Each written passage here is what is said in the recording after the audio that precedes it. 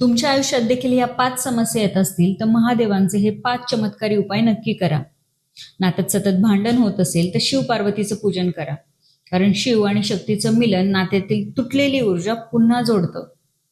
जर मुलं तुमचं ऐकत नसतील तर घरात रोज गणेश चालीसा सुरू करा, कारण गणपतीला बुद्धी आणि शक्तीचा देव मानला जातो. जर संतती होत नसेल तर कार्तिकेयाला खेळणं अर्पण करा.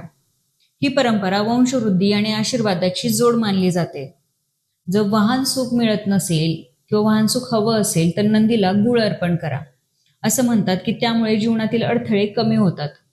आणि जर शत्रू सतत त्रास देत असतील तर शिवलिंगावर मध अर्पण करा, कारण मध हे गोडव्याचं प्रतीक मानलं जातं आणि महादेव शांत शक्तीचे अधिपती मानले जातात. पण लक्षात ठेवा, उपायापेक्षा मोठी असते ती श्रद्धा, आणि श्रद्धेपेक्षा मोठी असते ते तुमचं कर्म. कमेंटमध्ये हर हर महादेव लिहा आणि ही व्हिडिओ जास्तीत जास्त शेअर करा. धन्यवाद.